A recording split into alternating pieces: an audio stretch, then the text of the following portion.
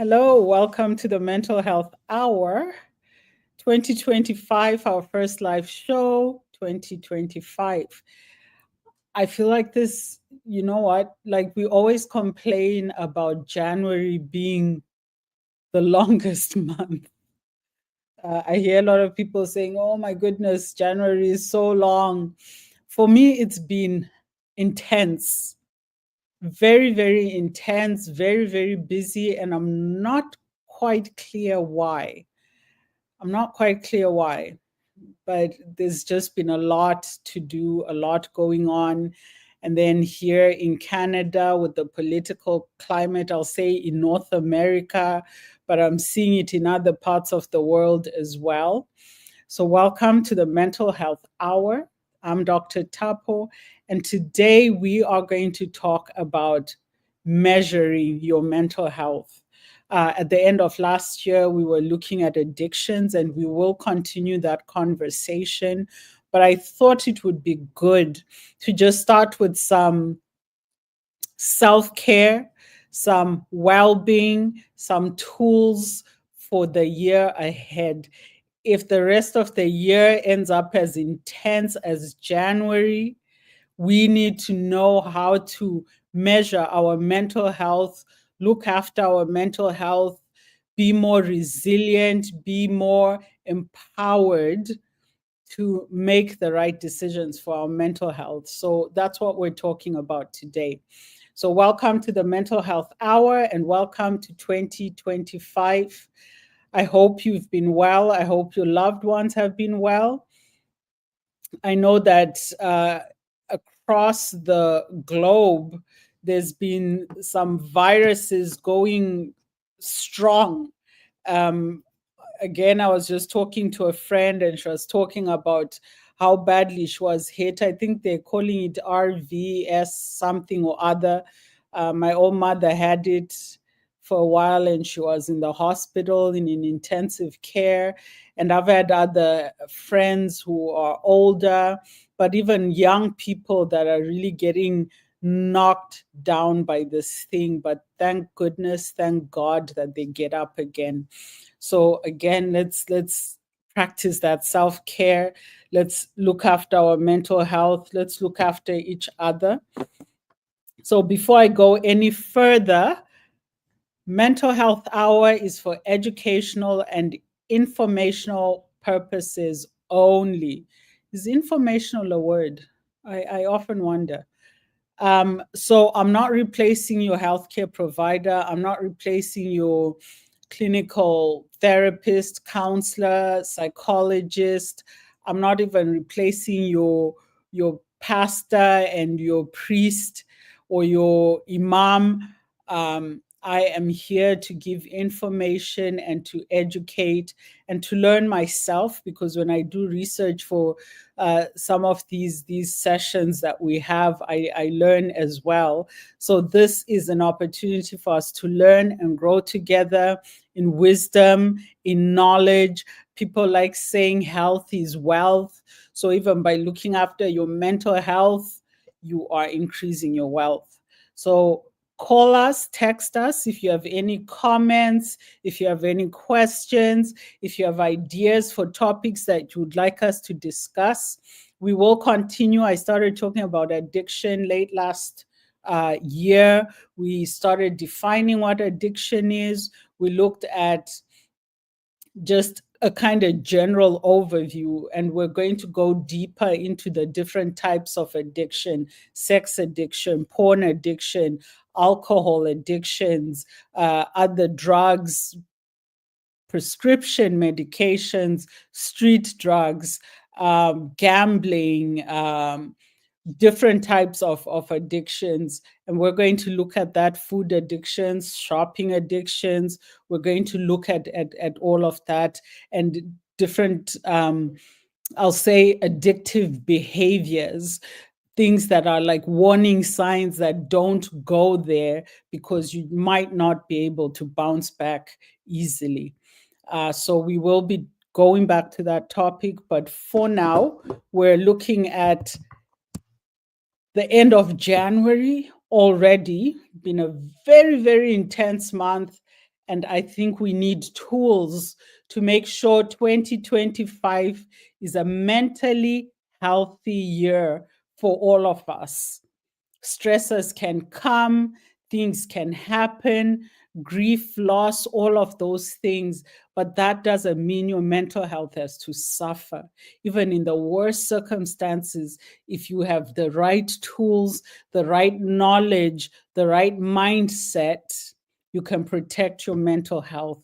You can go through so much. And if your mental health has been looked after, built up, you become more resilient. 437 778 3299, 437 778 3299, or email infolovebay@gmail.com.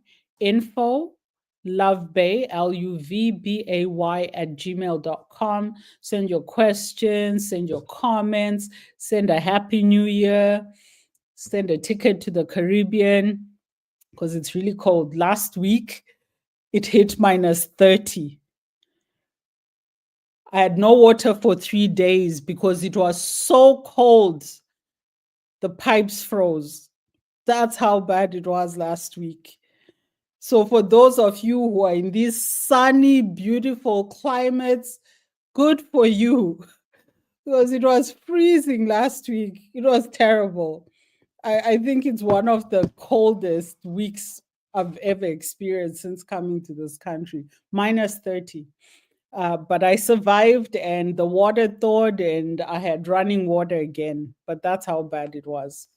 Okay, so today we are talking about how to measure your mental health. Now, I am a psychoanalytic psychotherapist.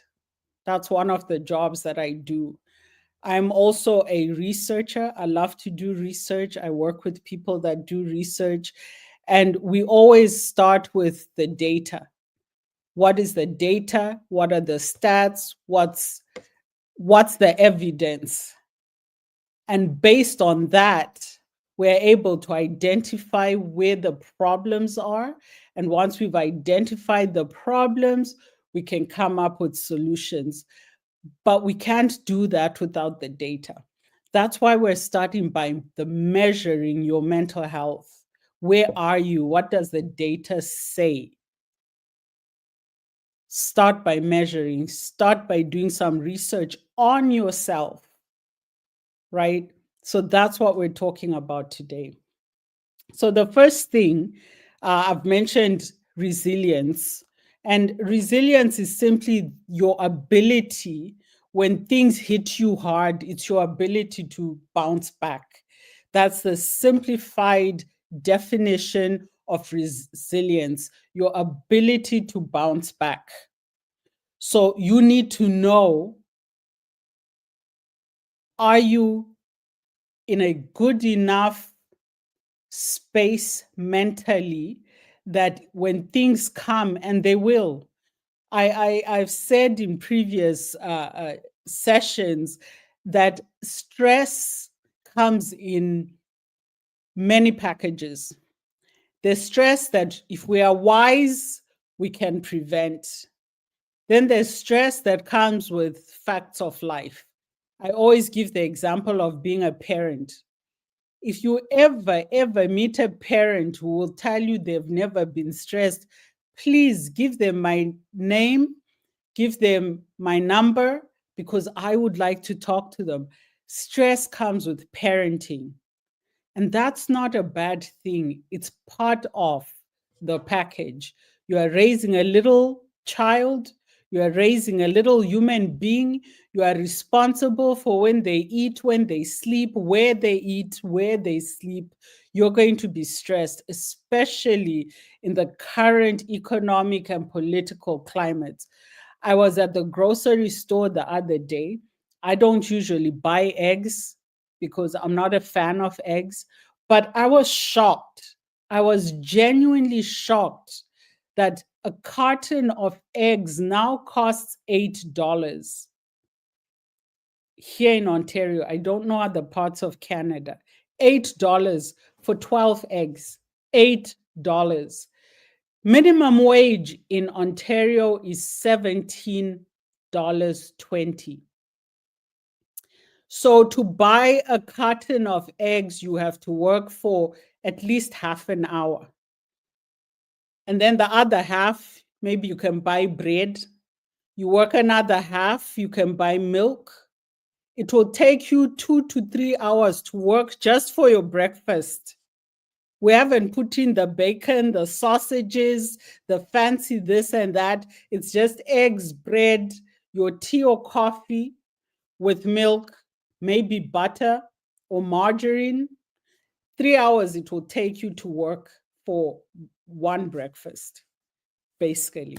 So if you have kids, I know some people with 4 or 5 kids. I don't know how you're feeding them. I am absolutely sure that's stressful. You can work hard, work hard, work hard, more stress.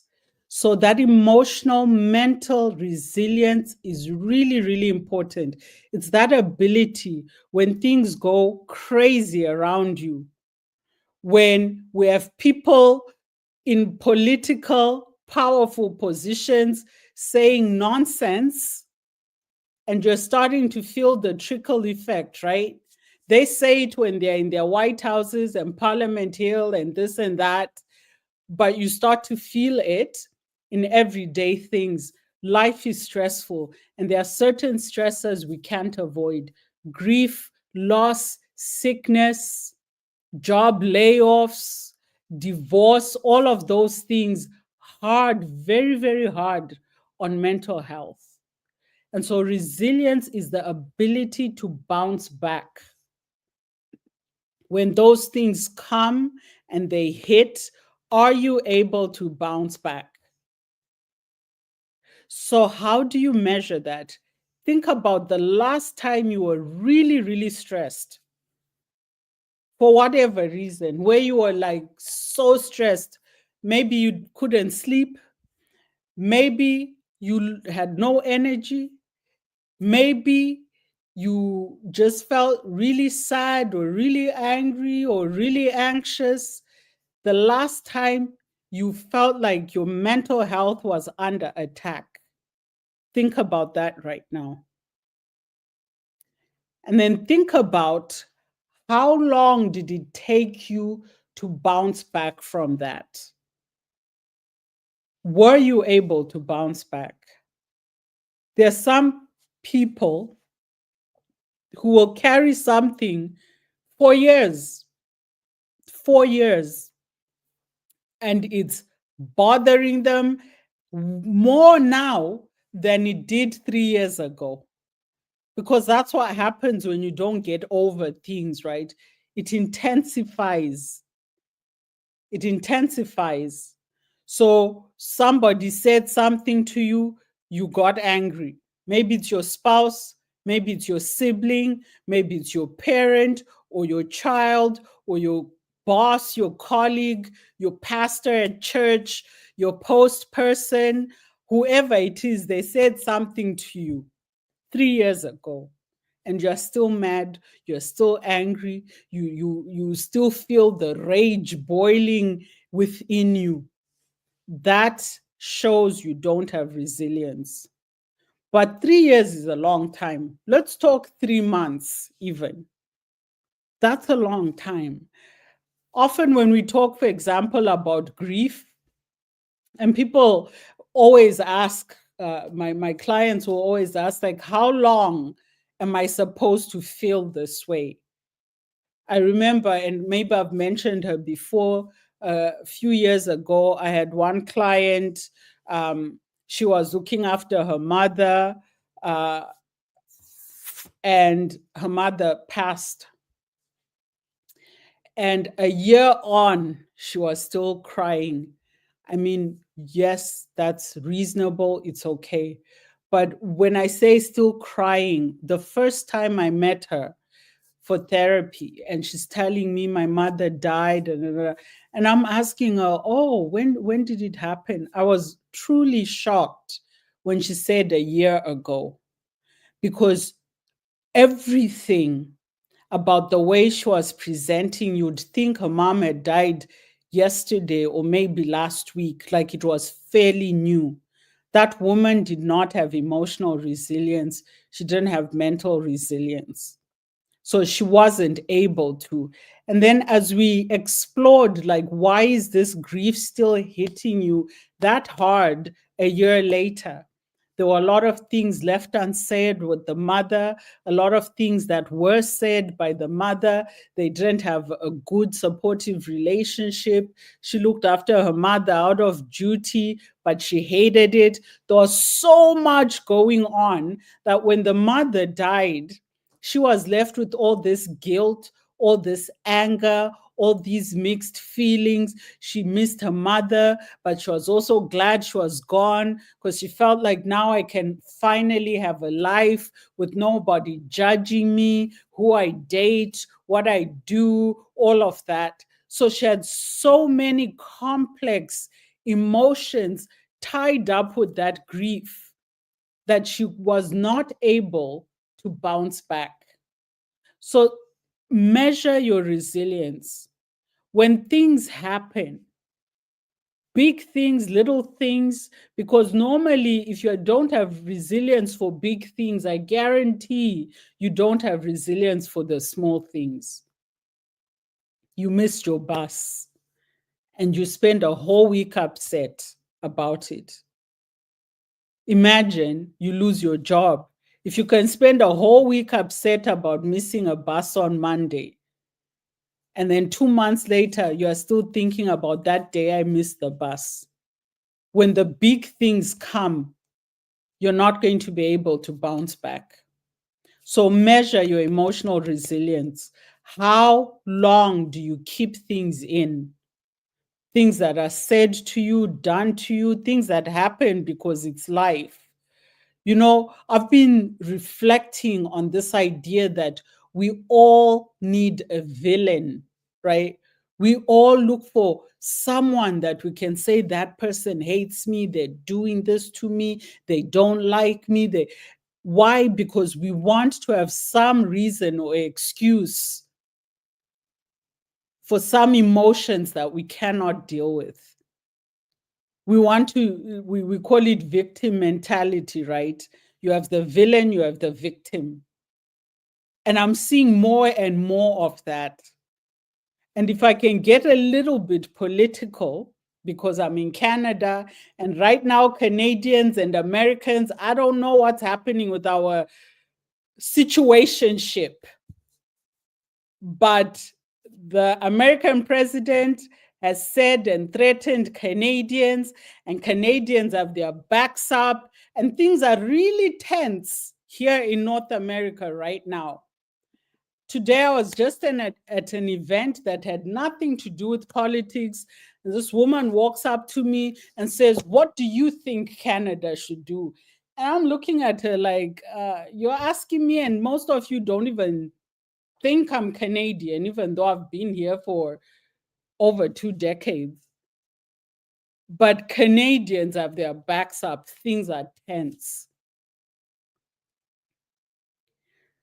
So, this is a time when there's a lot going on politically. We're not sure when our next elections will be. I understand here in Ontario, the premier has said we need elections as soon as possible, and the Liberals are trying to do that. Who knows where NDP is? I'm not a politician. I'm also not into politics, but that is all people are talking about in Canada. Why people are stressed about it. People are afraid of what will happen next. A lot of money is being taken from social services, being input into the military, into security here in Canada. These are the things that are happening. In the meantime, the cost of living is ever increasing. You cannot rent a room, not a flat, not a house, a room with a shared bathroom for less than $1,500 in most places, 1,500. And remember what I said, a carton of eggs is $8. I mean, things are stressful. So you really have to be able to figure out, If things get worse, if I'm so stressed right now and things get worse, will I be able to bounce back? How do I know? And I've said this before and I'll say it again. When you wake up in the morning, don't just grab your phone and start scrolling. And then, oh my goodness, I need to shower and get to work or school or whatever. And you haven't actually checked in with your body. As a therapist, one of the questions I ask is, how have you been sleeping? Is it restful? Do you wake up rested in the morning? Are you having trouble falling asleep? Are you having trouble waking up? So pay attention to your mental and physical health, your bounceability. Can you bounce back from things? And if you can't, if you know you're one of those people who keeps grudges, we often don't realize that grudges are an indicator of your mental health state. Grudges. Because I have met people with grudges. They're angry, they're bitter, they fight with everyone.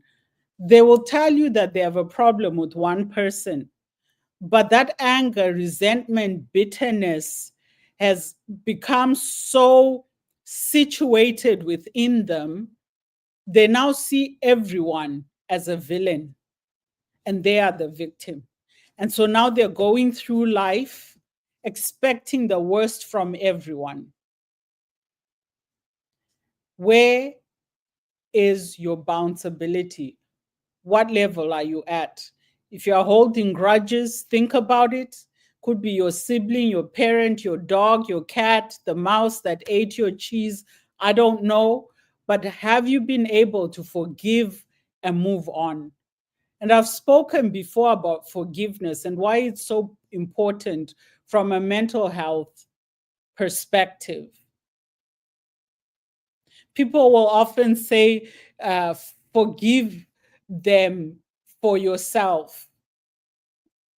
I don't think that's forgiveness. I'm being honest. That's not forgiveness. That's you trying to be superior. Just forgive. Forgive. It doesn't have to be for yourself or for them or for the. Just forgive. Because sometimes this idea of I've forgiven you for myself, it's coming from a position of pride and superiority. And as soon as that same person you were saying, I've forgiven you for myself, they do something, say something, all of it comes back. And here I'm speaking to those of you with spouses and partners, right? Like we hear marriage counselors and all always talking about the number one thing is forgiveness. And I've had couples that I've provided therapy to, and it's usually the men saying things like, oh, when we argue she brings up things from 2 or 3 years ago, all that, so they don't feel like things are moving on or they've been forgiven.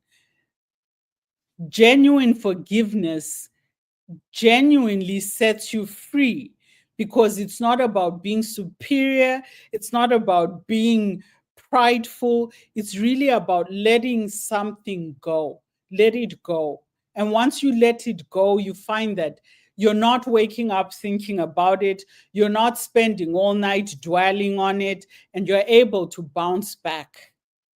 And most importantly, you're not cultivating and nurturing bitterness and resentment within you. Okay, so that's resilience, your bounceability. How do you bounce back? Or do you hold on to anxiety, anger, sadness, all of these things? And I'm saying hold on to, because there is a level of choice, even with grief. There's a level of choice. Even when you have anxiety, depression, you can decide, okay, this is what's been going on for me. I'm going to seek help. And you go and you get help. You've made a choice. You won't get better right away, but you've made a choice that will get you where you need to be. Okay. So, emotional resilience, how long are you holding on to things? Are things staying on you so you feel heavy, you feel burdened, and then more things keep coming and they're piling on until you feel like you're being crushed? That's a lack of emotional resilience. So, measure your resilience. Okay. Another thing is mood stability. Are you irritable, easily annoyed, easily angered? Like 1 minute you're smiling and laughing with the person, the next thing you're angry and offended by something they said because they thought, oh, we're joking, we're laughing. Maybe they went a little too far, but your mood is immediately impacted. And sometimes you wake up in the morning and you just feel low. A lot of people are not morning people, so to speak. I know I'm not. It takes me a while to feel energetic. So I'm not a morning person. But at some point, I feel more awake. I feel a little more vibrant. But for some people, there's a lot of up and down. And how do you measure this? People start to comment. That's the easiest indicator. People start to comment. Like, hey, I was just joking with you. We don't joke with you anymore. Or don't joke with that person. So you're moody. But it's not, it's about that stability. If you're upset, you're upset. If you're happy, you're happy. But there are some people who go from upset to happy to sad to upset to happy to sad in like you don't know what to expect from them. Everything impacts them, everything affects them, everything is a big deal. And that's challenging. That's challenging. So track your moods. How often do your moods fluctuate over time? Frequent extreme highs and lows. There might be some mental health concerns there, and you want that dealt with quickly, right? So if you find that things are fluctuating, your emotions fluctuate quite a lot, you feel happy, you feel sad, you feel anxious, you feel angry, and it's just up and down. Like what's that song? Emotional roller coaster. That's how it feels, right? So that mood stability or instability is an indicator that there might be something with your mental health. Go and get checked out, get the help that you need. Okay. Quality of sleep, I've already mentioned. Are you sleeping well? Are you rested when you wake up in the morning? Are you having a hard time falling asleep and staying asleep? And this can happen for different reasons, right? I mean, I've had periods of my life where sleep was just so challenging. Lately, I sleep like a baby, right? So it's about your mental health. Where are you mentally and emotionally? Those mood swings, uh, your lack of resilience, everything's impacting you. You're holding on to things and churning them over and over in your head so that even when you're sleeping, your head is full of things that are stressing you out and you can't sleep. We've talked about sleep hygiene in the past. And sleep hygiene is basically making sure that your environment is conducive to a restful sleep. So you have clean bedding, you have good pillows, your room is sufficiently dark, you don't have your electronics buzzing and all of that. and you're able to sleep and actually feel rested when you wake up in the morning. So when you wake up in the morning, again, don't just grab your phone, don't just jump out of bed, just take a moment. I'm not saying take 10 minutes or 15 minutes, a moment. It can be 1 or 2 minutes where you're just lying there and really thinking, am I rested? Do I feel rested? Do I feel ready for the day ahead? Okay. So your emotional resilience, your mood stability, your quality of sleep. Your energy levels is another one.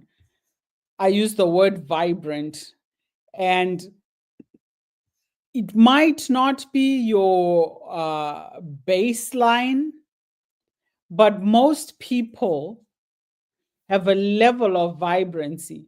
And when I say vibrant, I'm not saying they're like Tiger on Winnie the Pooh, is jumping, happy.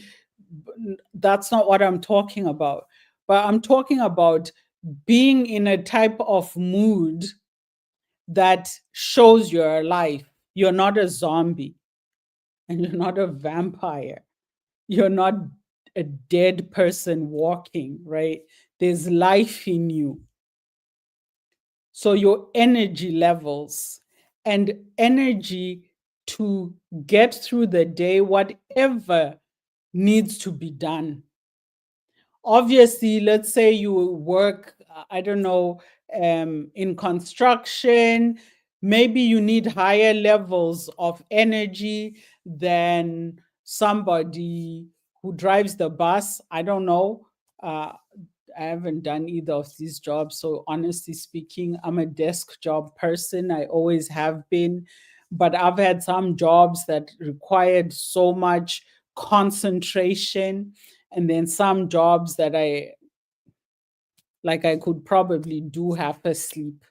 That's energy levels. So, we're talking physical energy, but we're also talking about mental energy, your ability to concentrate, to get things done, to take care of business, basically. And when your energy levels are low, you find everything is so hard to get done. Everything is a struggle, mentally, emotionally, physically, even. You're finding everything really, really challenging. So your energy levels are tied to your mental health. Sometimes it's even how you talk to yourself.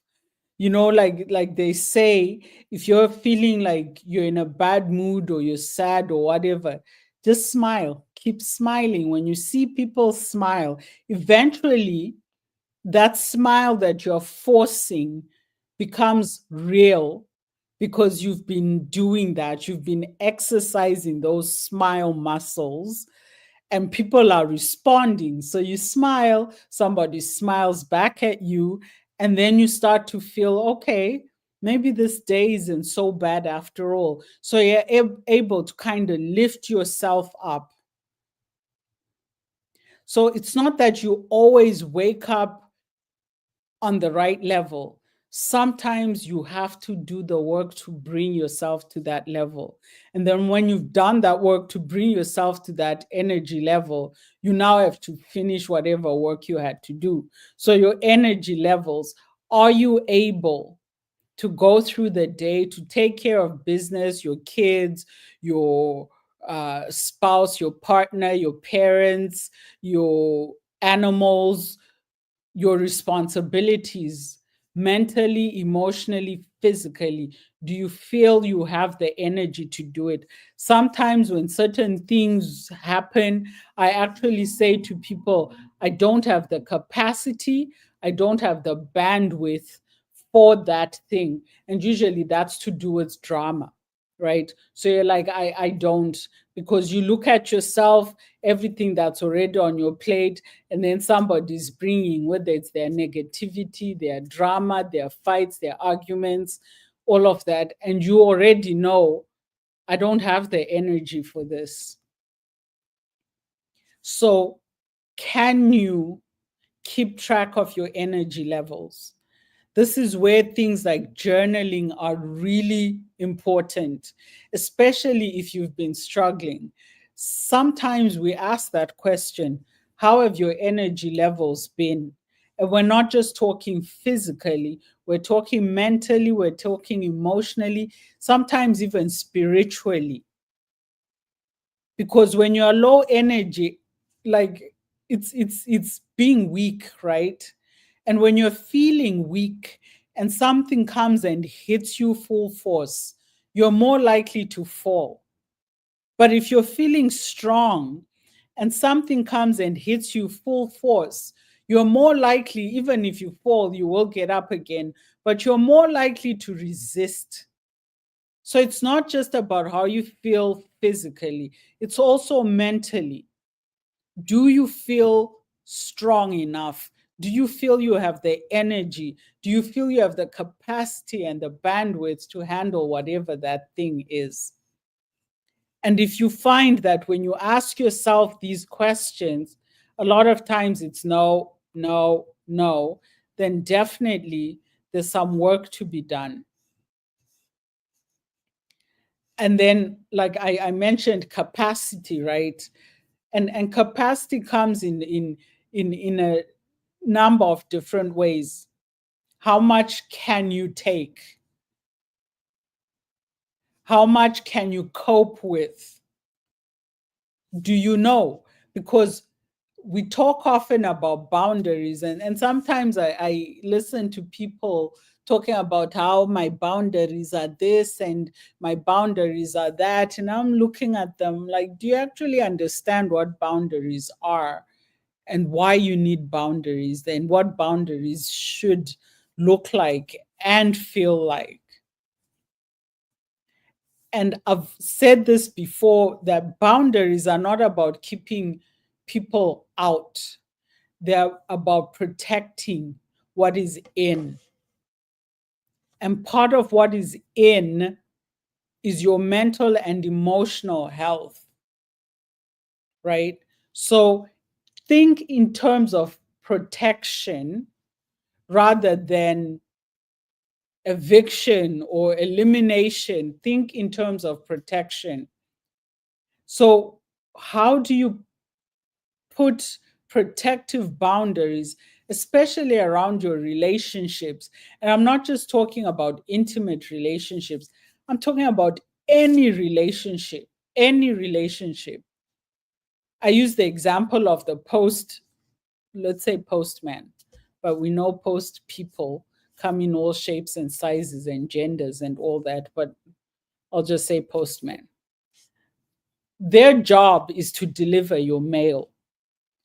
Most of us have a mailbox that's at the entrance of our front yards. Or if you live in a condo or apartment building, there's an office or a lobby somewhere where all the mailboxes are. My point is, the postman doesn't come into your house to deliver your mail. They put it where it's supposed to be. Now imagine if your postman started opening your door, coming in, putting the mail on your bed, in the bathroom, wherever they think is right. They walked right past the mailbox into your home, put the mail in the bathroom. Maybe you were in the bathroom doing your business and they're like, hey, Joe, are you in the bathroom? Okay, here's your mail. And they walk right in. Or you're in bed and they walk right in and they put the mail, right? That's, think in terms of boundaries. I'm talking in the context of boundaries. But the mailbox is, right? And so when we think about boundaries, it's not so that the postman doesn't deliver the mail. It's that they deliver the mail where it's supposed to go so that you and the postman stay friends. And you are guaranteed, you know, your mail is coming, where it's coming. How many times do you think about it? If the postman was just coming in and out of your house. How many of us would still be speaking to our postman right now? How many of us would still be getting our mail right now? That's how boundaries work. They are to protect, they are to keep things moving and flowing in a sustainable and healthy way. So the postman leaves the post in the mailbox. They don't come into your house, they don't come into your bathroom, your kitchen, your bedroom to hand you your mail because of healthy boundaries. And you know you're supposed to go to your mailbox and pick up your mail. Now imagine the postman's doing their part. They put the post in the mailbox. And you're standing at the door and say to the postman, hey, hey, hey, postman, can't you see me? Bring that mail here. Bring it here. They'll be offended. Like, my job is not to hand deliver unless specifically that's because sometimes the post has to be signed for or whatever. But even then, they will respectfully give that to you at the door. They don't come in. And you also don't demand that they come in. You go to your mailbox every day or every 2 days or whatever, and you pick up your mail. And that system is working because healthy boundaries. The postman leaves it in the post. You walk to the post box and you pick up your mail. And as long as people understand those boundaries, you will keep getting your mail. That's how boundaries work. And so, in measuring your mental health, something else you need to look at is your relationships, whether they're intimate, familial, work, professional, whatever the relationship is. You're looking at other healthy, sustainable boundaries. And boundaries don't stay the same always, right?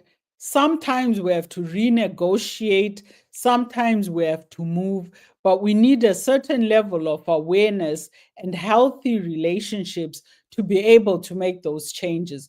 But it starts with good, healthy boundaries where the postman knows I put the mail in the box and you go to the box and pick up your mail. And as long as we're doing that, we're good. Now, if the postman keeps delivering to the box and you don't go pick up, eventually the box gets full. And the postman's like, now what am I supposed to do with this mail?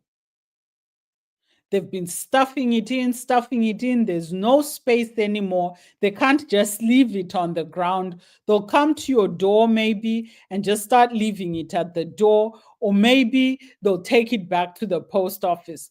But they will never at any point walk into your home and say, why are you not picking up your mail from the mailbox here while you're lying in bed?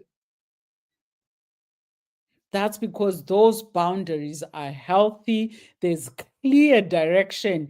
If this person's not picking up their mail, the mailbox is full, bring the mail back or knock on the door if that's possible. If not, bring the mail back to the post office. But they will never cross that line of coming into your home, demanding, why have you not been taking your mail from the mailbox? Why is this happening? They will never do that. If you have a postman, woman, person that has ever done that, please let me know. I would be interested in knowing how that played out. Those are healthy boundaries. So 437-778-3299, 437-778-3299, infolovebay@gmail.com, text, call, email. Let us know how you're doing. How has 2025 started off? How is your mental health? Did you set maybe some mental health goals. I heard someone say something like, I don't set New Year's resolutions anymore. And they were saying that instead of saying this new year, I'm going to do this, do that, do that, do that, they've decided to go the opposite. This new year, I'm not doing this, I'm not doing that, I'm not doing this, I'm not doing that, because they realized they were overwhelmed. And what they needed to do was take some things off rather than add things. And by doing that, they're increasing their capacity, especially for mental health. So you're looking at your relationships, healthy boundaries, you're socializing as well. Like, are you going out? Do you have good friends? Do you have supportive circles? It can be your family, your siblings, a friend, whoever. But how are your social relationships? But also, how is your social life? Everybody needs a social life. Everybody needs a social life. That isolating is not healthy. And if you do find you live alone, maybe your family, like I have a lot of interactions with like international students and newcomers and immigrants who are by themselves and their families are thousands of miles away. That feeling of isolation can be really, really hard on your mental health. So make friends, join clubs, have hobbies. And we don't talk enough about the importance of hobbies. You must have a hobby or two or three, depending on, like, retired people are really good at it, at hobbies. And you find the ones that have hobbies and stay busy, not needlessly busy, but busy productively, creatively, socially, tend to be healthier. So, do you have hobbies? Do you socialize? Do you have healthy relationships and social circles? And then the last thing I'm going to talk about is your attitude and your outlook on life in general. I have met some people so negative. Like, they will meet a person for the first time today and have nothing good to say about them. All they know is the person's name. Oh, hey, this is Harry. And then tomorrow be that Harry was. Well, I'm like, oh, but all you know about Harry is that his name is Harry. And you already have issues with them. There are some people who are very negative in life, and then the more time you spend around them, you start to also act and think that way. They have a hard time with relationships. They fight with everyone. They think everyone is talking about them because they're talking about everyone. They think everyone hates them, looks down on them. They always have something to complain about. And when things don't work out, it's never their fault, it's always somebody else's fault. This is actually an indicator of mental health.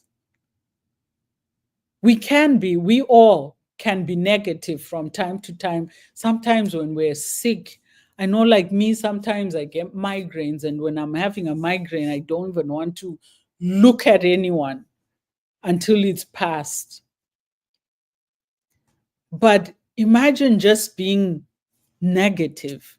Like, everything, you're just grumpy, you're just negative, and people start to avoid you.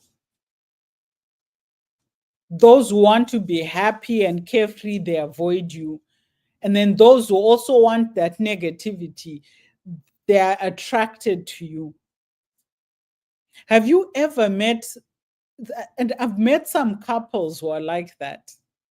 They will sit there and talk negatively about all their family members, everyone. They will pull them apart. And so, because that's their habit, They don't want anyone to know anything about them. So their lives are private and secret while they gossip and pull apart everybody else in the family. I remember a young woman telling me about this situation. In that case, it was her mother.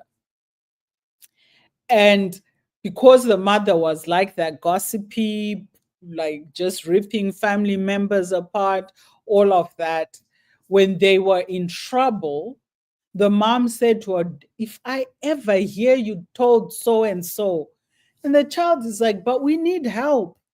Don't you ever tell anyone." And so they were suffering in silence because her mother had had a bad attitude towards everyone. And pride, right? Pride comes into it.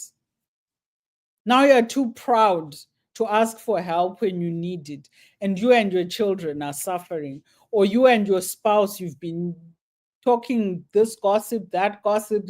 Now you and your marriage are in a bad place. You can't ask for help.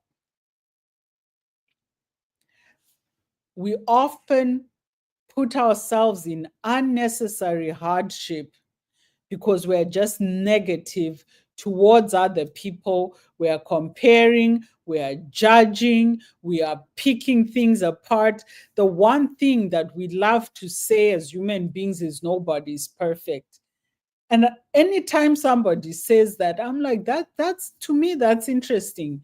Because while we're saying nobody's perfect, we're walking through life expecting everybody but ourselves to be perfect. If they say or do the wrong thing, God forbid, you will lose it, you will do this, you will do, but you're the first person to say nobody's perfect. So our attitudes and our outlooks in life can impact our mental health, impact our relationships, leave us in places where we're angry, we're isolated, we're bitter. And now you're saying nobody cares about me. Why don't they help me? Well, because you've been picking at them for years, acting superior. I had one young woman say, "I'm just a perfectionist."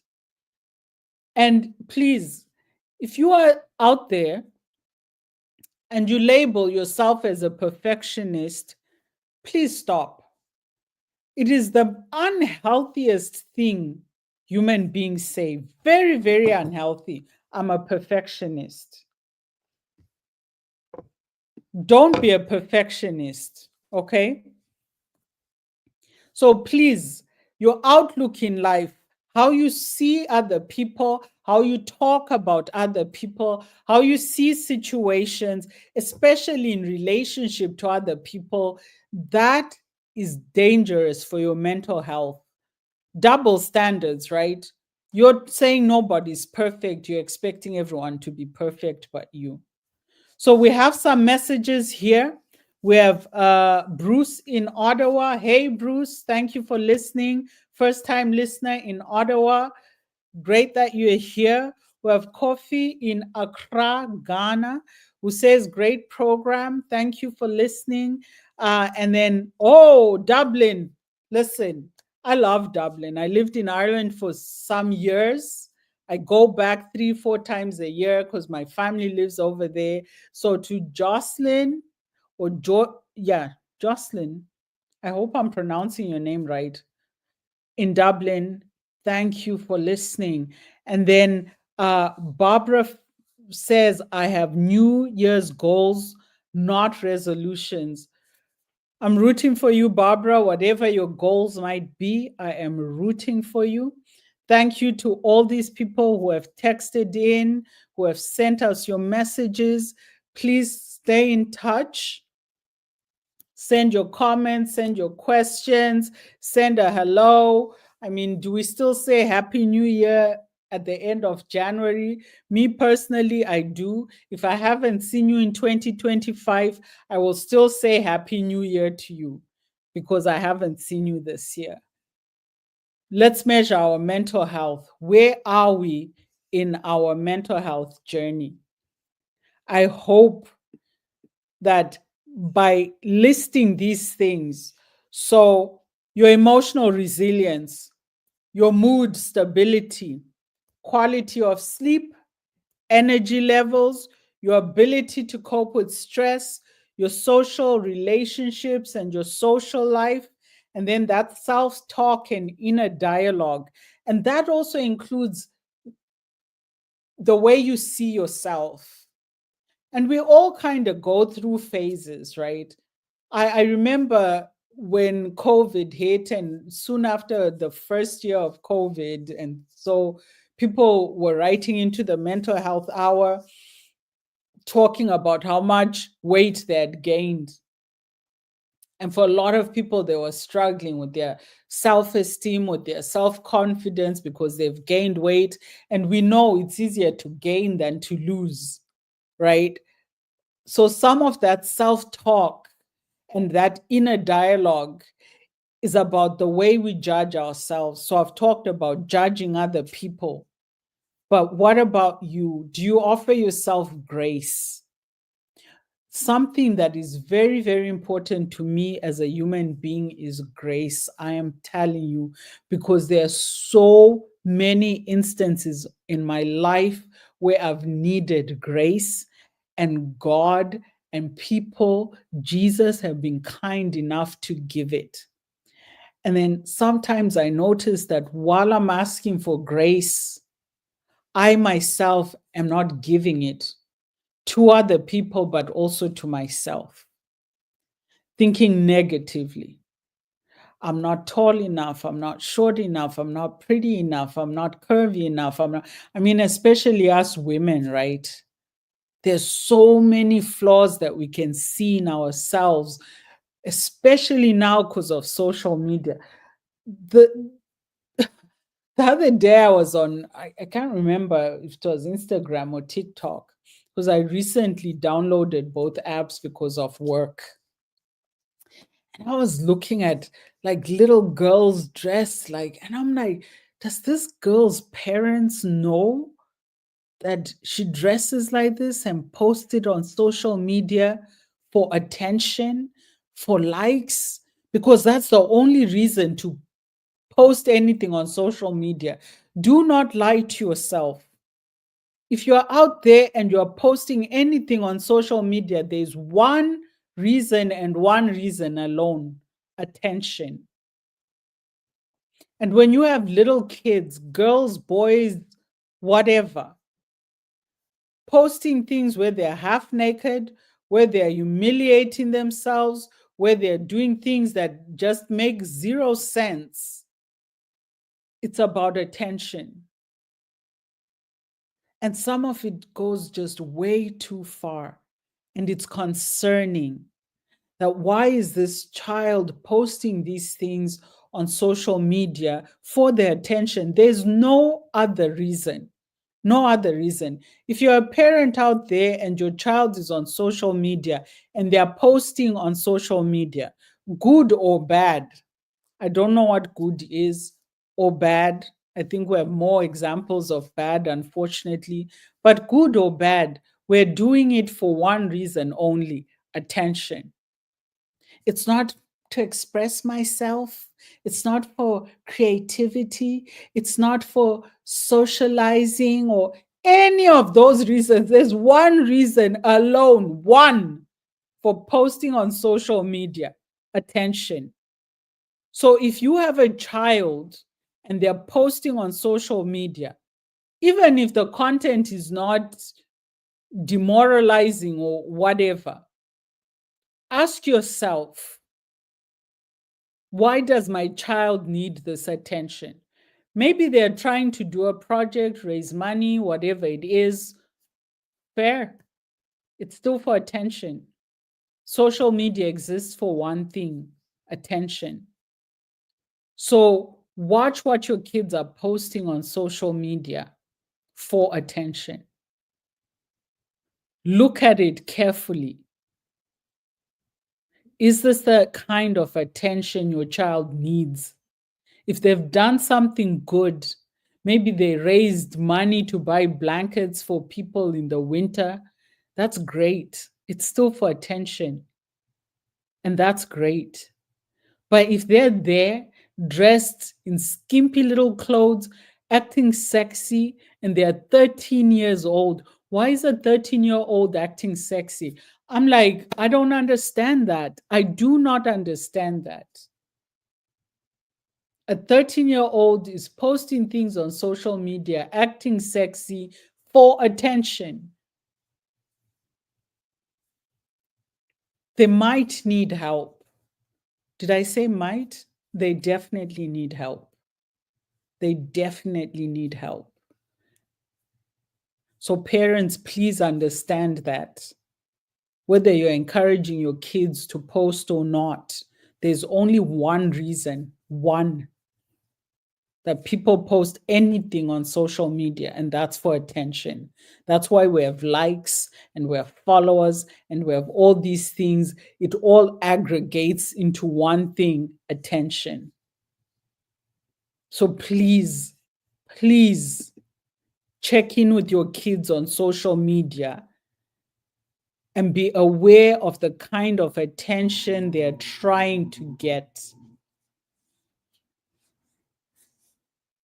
And take care of them.